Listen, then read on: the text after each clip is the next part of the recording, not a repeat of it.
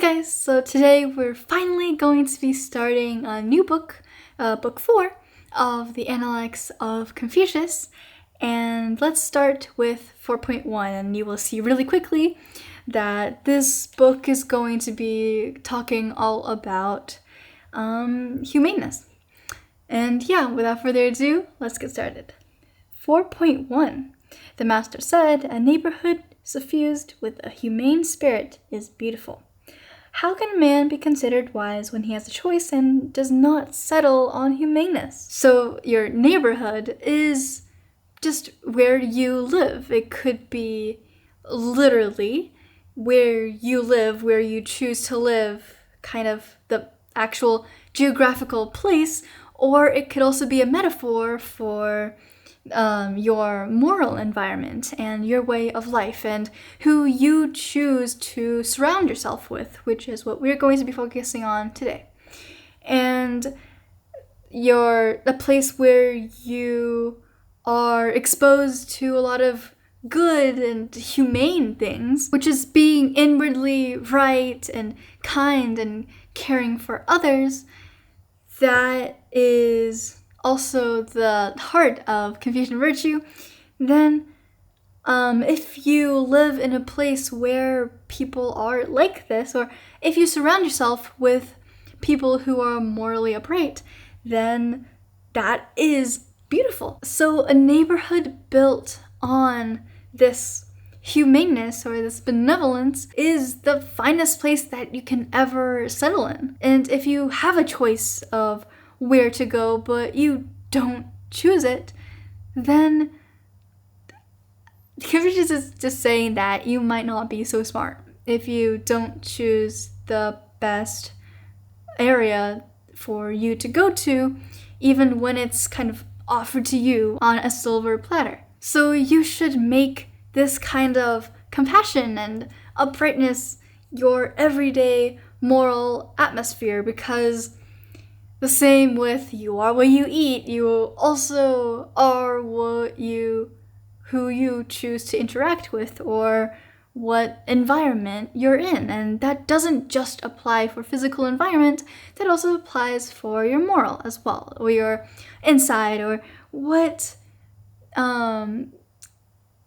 people say to you, or what information you get into contact with. That can also relate to news. And so wisdom, or where Confucius says, "How can a man be considered wise?"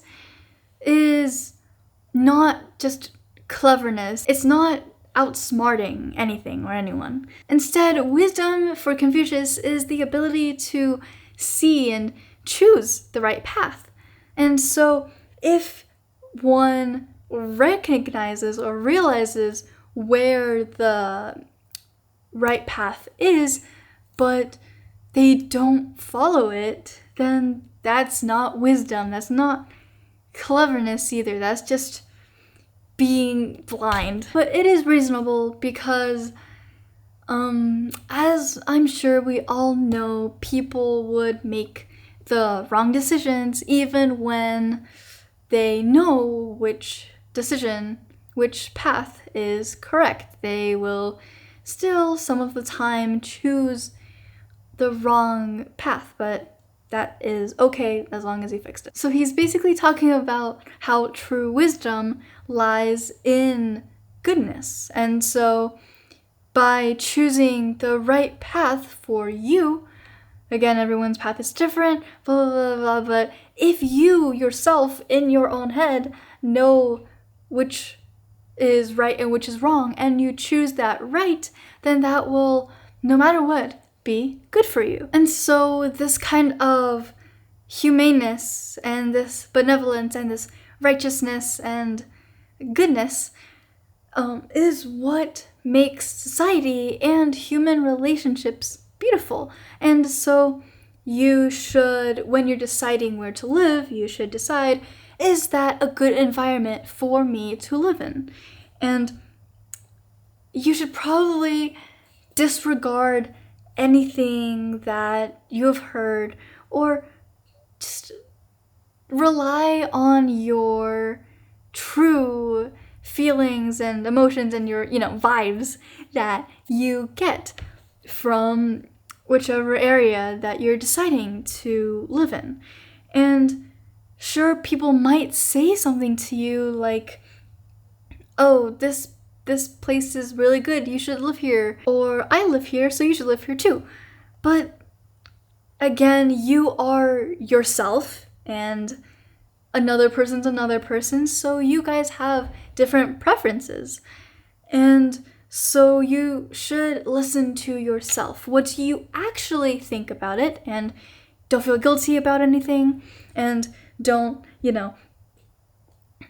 worry that people are not gonna like you because you're not choosing to live in some kind of place that you really don't feel comfortable with. And same with friendships. That could be a really good allegory to friendships. But when you are choosing friends, you should also be really careful, because I think we all know the kind of the saying that something like you are the sum of the 5 people you're closest with. And I think that's pretty correct, because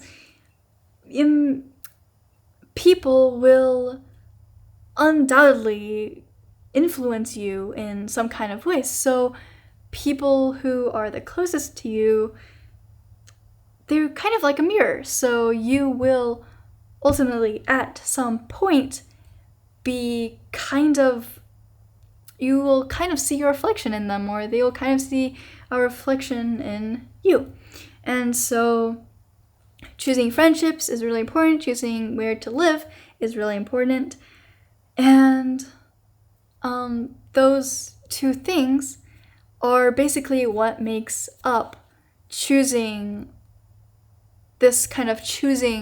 the right environment for you. So whatever it is, whether it is your physical place or your mental, moral kind of place, then the people or the things that you choose to interact with, they should be morally righteous. So whatever you decide, you should still go with the best choice that you have. And I know you know the difference between right and wrong, and I think we all do. And so if you know, then you should go to these people, or you should go to that place. If you still have more time for a little story that Chinese people really like to describe, it's about the 3 moves of Mencius' mother. And if you don't have time, that's okay too. My battery's running out, so I don't know if I have time anyways. But so basically, Mencius, or Mengzi, was a very renowned Chinese philosopher, kind of like Confucius, but Confucius is better. But I don't know. But so when he was a child, his mother would moved him to, I think it was a business market at first, like a marketplace, and he would try to kind of imitate the people who sold things. And so the mother didn't like him bargaining with people, him pretending to bargain with people, and so she moved him to next to a cemetery. So they lived next to a cemetery, and Mencius would be very affiliated with mourning the dead, and so the mother didn't like that either. So then she moved him next to a school, and so he read books every single day, and he studied very well, and so his mother was finally satisfied. So that teaches us about the importance of your environment, because you will try to imitate the people around you, whether you know it or not. And yeah, that will be all today, and please feel free to ask me any questions if you have any, and yeah, have a great rest of your day, and I will be seeing you in the next one. Bye!